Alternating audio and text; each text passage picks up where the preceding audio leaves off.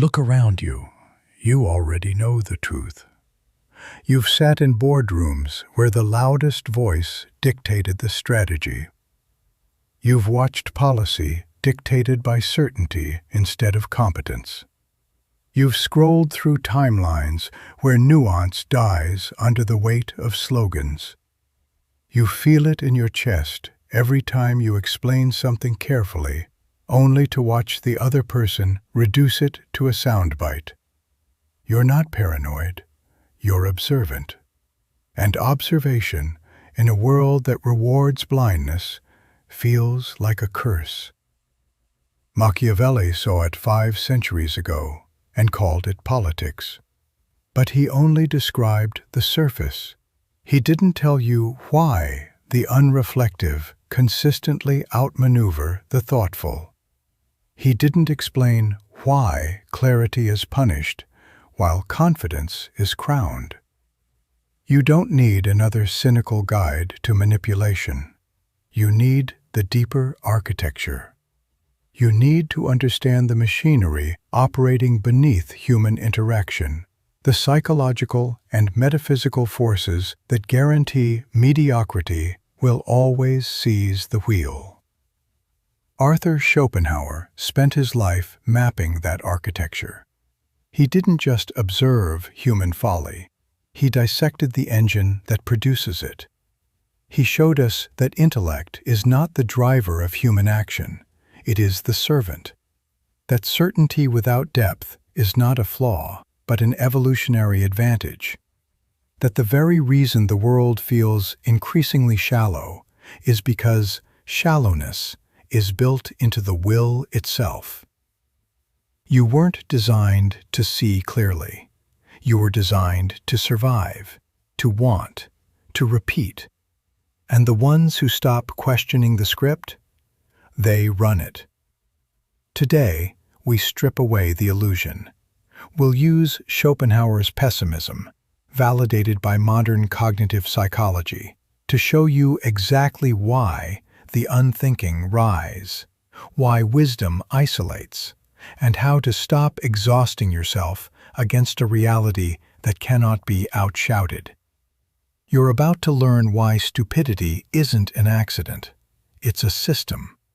And once you see the system, you stop fighting it. You navigate it. Chapter 1. The Will's Blind Monarchs. You've spent years believing that competence should naturally lead to authority. You thought that if you just studied harder, spoke clearer, or cared more deeply, the world would reward you with influence. Instead, you watch people with half your depth take half the risks and claim half your future. You ask yourself, why?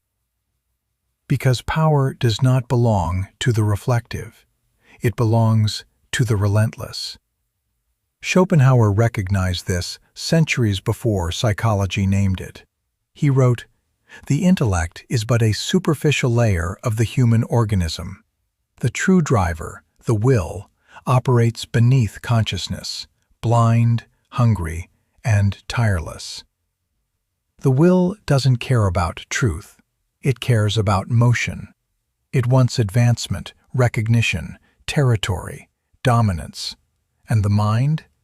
The mind is just the clerk, hired to justify what the will already decided. Think about the last time you tried to reason with someone who clearly hadn't done the reading, hadn't considered the counter-arguments, hadn't sat with uncertainty. You offered evidence, they offered conviction, and they won. Why? Because certainty moves people. Doubt doesn't. The unreflective don't pause to weigh complexity. They act. They project certainty onto ambiguity. They speak as if they've seen the whole board when they've only seen their own piece. And society mistakes that projection for leadership. Modern cognitive science confirms this. The Dunning-Kruger effect isn't a joke. It's a structural feature of human cognition. The least competent experience an inflation of confidence, precisely because they lack the metacognitive tools to recognize their own gaps. Meanwhile, the competent drown in nuance, aware of every variable, every edge case, every possible failure. You hesitate, they charge. You question, they declare. And in a world that runs on speed, hesitation looks like weakness. Certainty looks like command. But here's the brutal calibration. Schopenhauer warned you long before behavioral economics existed. Man can do what he wills, but he cannot will what he wills. You are not the author of your desires. You are the stagehand watching the play unfold. The people who rise to the top aren't necessarily smarter, kinder, or more capable. They are simply less restrained by the friction of self-doubt. They are propelled forward by an unexamined will that mistakes momentum for meaning. You feel the weight of that reality every time you compromise your standards to match the room. You tell yourself you're being diplomatic. In reality, you're being deluded. And the dilution is rewarded. The clarity is penalized. This is not a moral failure of society. This is a structural inevitability. The will runs the world. The intellect just writes the memo. Accept the first principle. Influence belongs to the unconflicted. Clarity belongs to the isolated. You cannot out-argue momentum. You can only understand it. Chapter 2. The Certainty of the Unreflective. You've noticed how quickly people form opinions. A headline drops, a clip circulates, a narrative solidifies.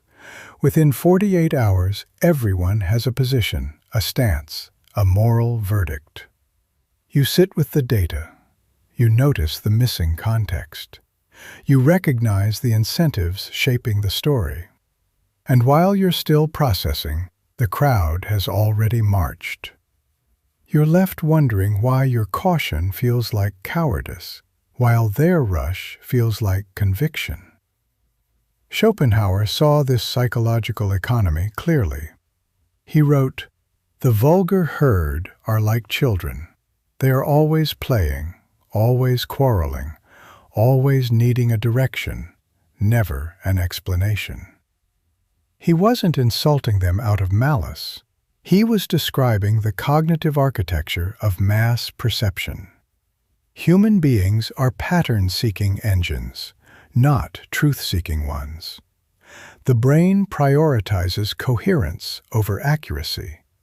It wants a story that fits, not a reality that complicates. And when uncertainty threatens the narrative, the mind doesn't retreat into doubt. It doubles down into certainty. This is cognitive closure in action. Modern psychology calls it the need for closure, the drive to eliminate ambiguity, even at the cost of accuracy. People don't want the most accurate model of reality. They want the most usable one. Usability requires simplicity. Simplicity requires erasure. Nuance gets chopped off at the edges. Contradictions get smoothed into slogans. And the loudest voice in the room becomes the one offering the cleanest fiction. Think about your own workplace, your own social circles. Who sets the agenda? Not the person asking the hardest questions. Not the one mapping second and third order consequences. The agenda setter is the person who can state a conclusion with zero hesitation. They don't wait for peer review. They don't demand calibration. They declare, and the group aligns. You've seen this in committees, in families, in online movements. The mechanism is identical. Certainty is social currency. Doubt is social debt. Schopenhauer warned you that intellect, when forced to serve a collective will, becomes decorative. Most people are incapable of thinking for themselves. They adopt the opinions of others not out of laziness, but out of necessity. To think independently is to risk isolation. You know that risk. You feel it when you correct a popular assumption. You see the micro-expressions shift. You hear the polite deflection. You're not losing an argument. You're threatening a comfort structure. And comfort structures don't reward depth. They reward repetition. The intelligent minority asks, "What am I missing?" The unreflective majority asks, "Who's with me?"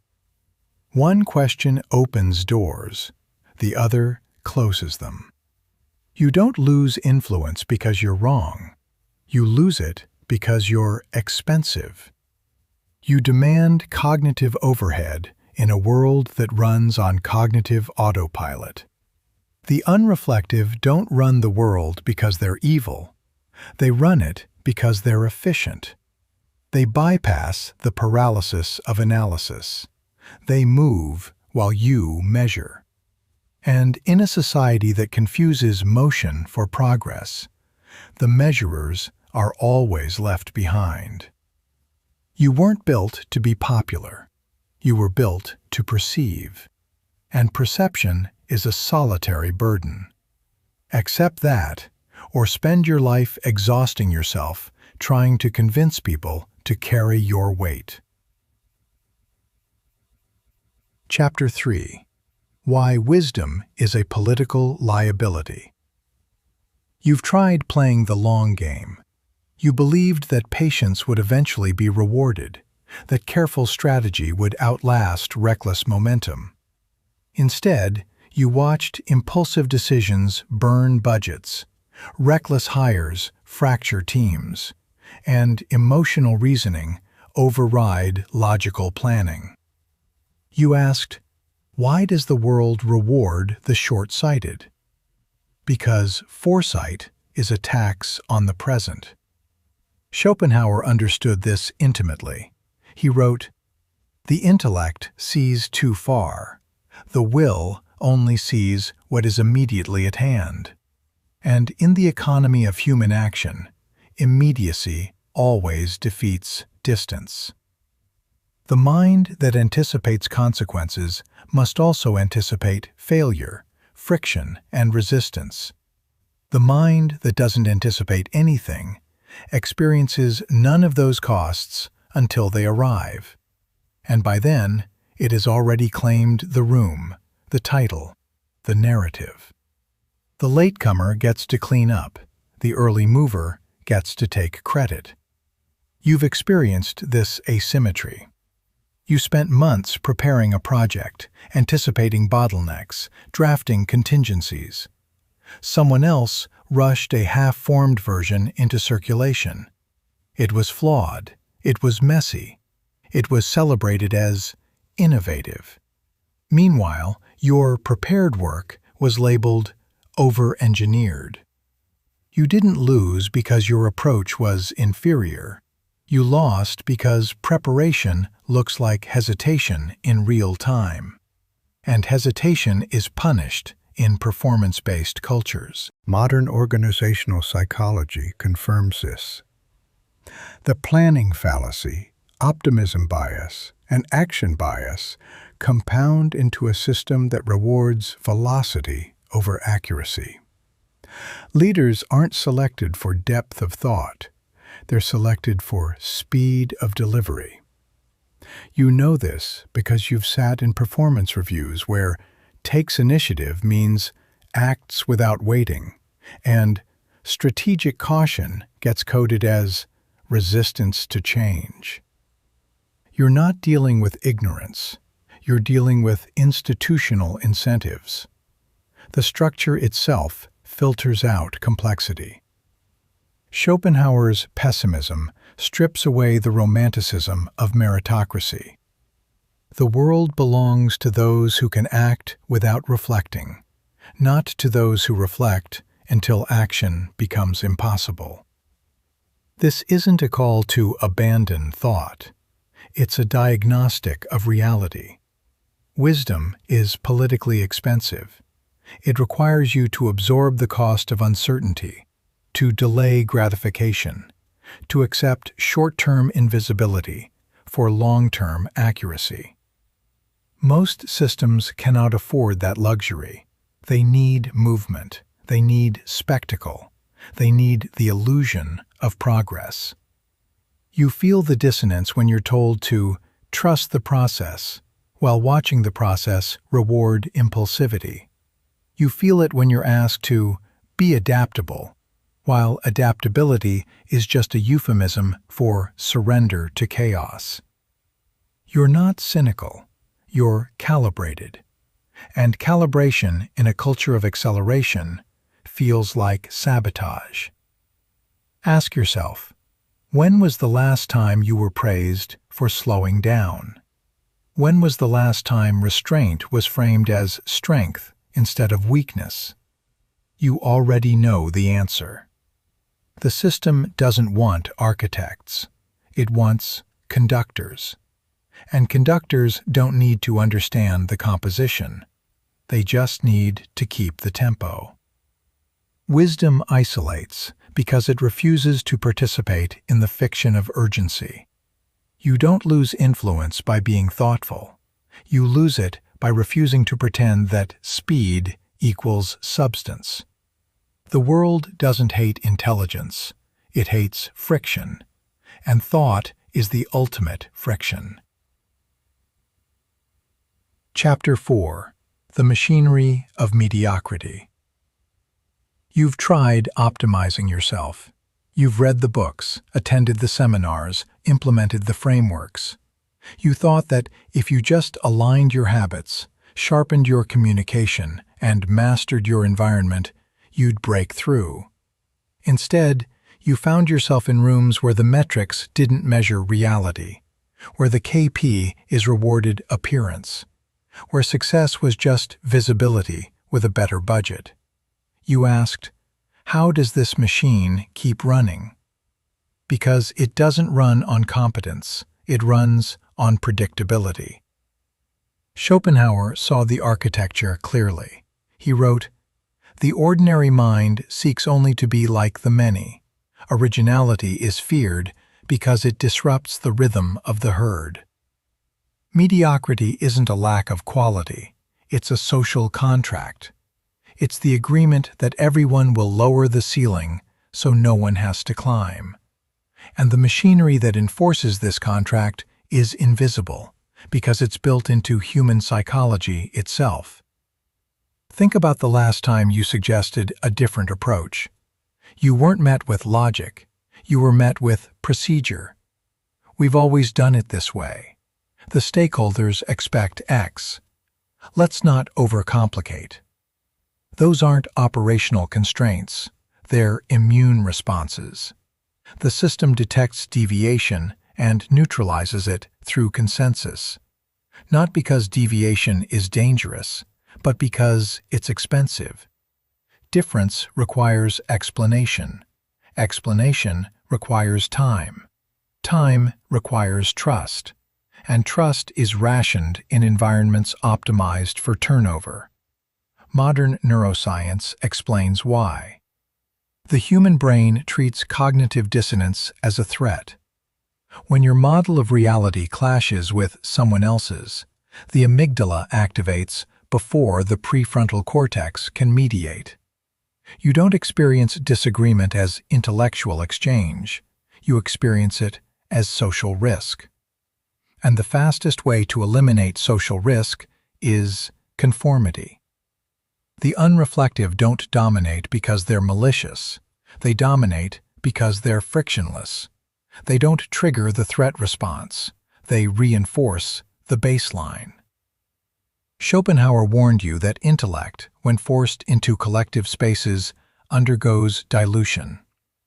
The mind that thinks alone retains its sharpness. The mind that thinks in committees dulls itself to fit the blunt edge of the majority. You've felt that dulling. You've watched brilliant ideas get flattened into bullet points. You've seen nuanced strategies reduced to three-step playbooks. You've learned to speak in the language of the room, even when the room doesn't speak the language of reality. This isn't a failure of education. It's a feature of social thermodynamics. Complexity loses energy when forced through simple channels. The system doesn't reject intelligence, it absorbs it. It metabolizes it. It converts insight into protocol, depth into deliverables, and originality into branding. You don't lose because you're misunderstood. You lose because you're repackaged. Ask yourself 3 questions. First, what happens when you refuse to simplify your message? Second, what happens when you insist on accuracy over alignment? Third, what happens when you stop performing competence and start demanding coherence? You already know the answers. The system rewards compliance. It penalizes calibration. Mediocrity isn't an absence of talent. It's a triumph of predictability. You're not broken for seeing the gears. You're awake in a room that prefers the illusion of motion. The machinery doesn't need to be destroyed, it needs to be mapped. And once you map it, you stop feeding it your clarity. You start using its rhythm against it. Chapter 5. Navigating the Kingdom of Fools. You've been told to speak up, to assert your value, to make yourself visible. You tried it. It exhausted you. It felt like performing instead of thinking. It felt like trading precision for projection. You don't want to become what you critique. You don't want to adopt the tactics of the unreflective just to survive among them. So what do you do when the game is rigged against depth? You stop playing for the crown. You start playing for the exit. Schopenhauer didn't write his pessimism to breed despair. He wrote it to manufacture freedom. He knew that if you accept the architecture of human limitation, you stop wasting energy trying to remodel it. He wrote, "The wise man does not seek to change the world. He seeks to remove himself from the need to change it." You don't need to outcompete the unreflective. You need to outmaneuver your own attachment to their validation. The mainstream tells you to adapt, to optimize your personal brand, to master persuasion, to lean in. But that's just intellectualizing assimilation. It's the will wearing a suit. The intelligent few don't optimize for visibility. They optimize for sovereignty. They don't fight the machinery. They build parallel tracks. They don't demand recognition. They withdraw consent from games that don't align with reality. Here is what not to do. First, don't try to convince people of complexity they're cognitively unequipped to hold. Second, don't tie your self-worth to metrics designed for conformity. Third, don't mistake isolation for failure. It's calibration. And here is what to do instead.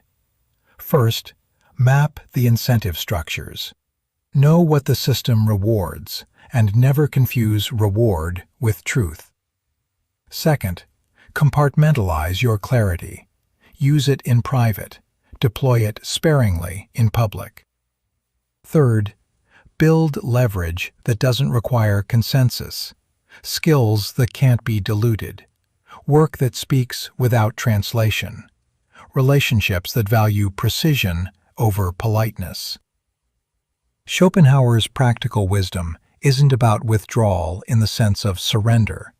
It's about withdrawal as strategy. The intellect that recognizes the futility of the crowd's pursuits turns its energy inward, not out of weakness, but out of preservation. You stop exhausting yourself trying to elevate the room. You start elevating your environment. You stop asking why they don't understand. You start building what doesn't require them to understand. Modern psychology validates this. Psychological detachment isn't avoidance, it's regulatory hygiene. Boundary setting isn't selfishness, it's cognitive preservation. You don't need to fix the room to protect your clarity. You just need to stop treating the room as the measure of reality. You're not here to win their game. You're here to exit the need to play it. The unreflective will keep rising. The machinery will keep running. The crowd will keep rewarding certainty. Let them. Your advantage isn't in changing them. Your advantage is in refusing to be changed by them. Build your parallel track. Guard your cognitive sovereignty. And watch how quickly exhaustion turns into equilibrium. Chapter 6. So what do you do? You've seen the architecture. You've felt the friction. You've mapped the machinery. Now comes the pivot. You stop asking how to survive the kingdom of fools. You start asking how to live outside its gravity. Schopenhauer didn't write pessimism to paralyze you. He wrote it to inoculate you. He knew that once you stop expecting the world to reward depth, you stop resenting it for rewarding momentum. Resentment is just misdirected energy, energy you need for your own architecture. This is not nihilism. Nihilism says nothing matters. Pessimism says the world operates on forces that don't care about your ideals. The difference is survival. One destroys motivation, the other redirects it. Schopenhauer wrote, "The highest wisdom is not to conquer reality, but to align with it without surrendering yourself to it." Alignment isn't compliance. Alignment is recognition. You don't have to like the will to understand it. You don't have to admire the machinery to navigate it. You just have to stop fighting physics with philosophy. So what do you do? First, you decouple your worth from their metrics. You stop treating popularity as proof of correctness. Second, you stop explaining yourself to people committed to misunderstanding. You conserve cognitive capital for work that compounds. Third, you accept that influence and integrity rarely share the same room. You choose integrity when no one is watching. You choose influence only when it doesn't cost you clarity. Modern neuroscience confirms the liberation of acceptance.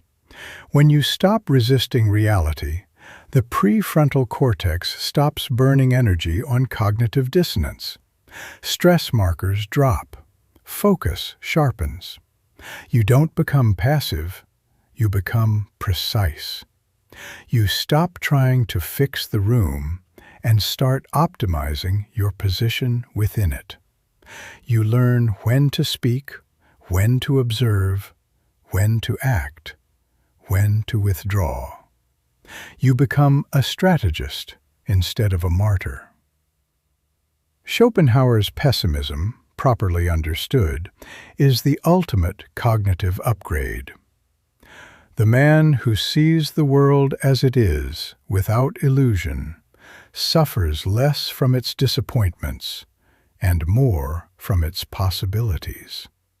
You stop being disappointed by mediocrity. You start preparing for it. You stop waiting for the world to mature. You start maturing beyond the world's expectations. This is the pivot from exhaustion to equilibrium, from friction to flow, from fighting reality to leveraging it. You don't win by outshining the unreflective. You win by outlasting them. You don't lead by convincing. You lead by building what outlives the noise. And when you finally stop trying to make the world worthy of your depth, you free your depth to build something that actually matters. The final truth. You wanted the world to be fair. It isn't. You wanted intelligence to be rewarded. It rarely is. You wanted clarity to lead. It isolates. Accept it, the unreflective rise. Accept it, certainty outpaces doubt. Accept it, the will runs the show. Accept it, you were never designed to fix it. You were designed to see it. This is not tragedy. This is calibration. Schopenhauer showed you the pendulum. Modern psychology proved it operates beneath awareness. You are not failing the world. The world is operating exactly as its architecture dictates. And when you stop demanding that it behave otherwise, you reclaim your energy. You stop fighting gravity. You learn to navigate altitude. The intelligent few don't conquer the kingdom. They outlast it. They don't argue with the machinery. They bypass it. They don't seek crowns. They build foundations. You don't need permission to step back. You don't need validation to withdraw consent. You just need to recognize that clarity is currency, and you've been spending it on empty rooms. Accept the pendulum. Accept the will. Accept the friction. And then, quietly, deliberately, build what doesn't require their understanding. Build what outlives the noise. Build what doesn't ask for permission to exist. You've seen the architecture. Now step out of the current. If you want to deepen this clarity, explore our guided meditations on cognitive sovereignty and Schopenhauer's practical pessimism, designed to sharpen perception, not numb it. Write in the comments, "It made sense to me," not as agreement, as calibration. Subscribe if you're ready to stop exhausting yourself against reality and start navigating it. The world runs on certainty. You run on clarity. Keep the difference sharp.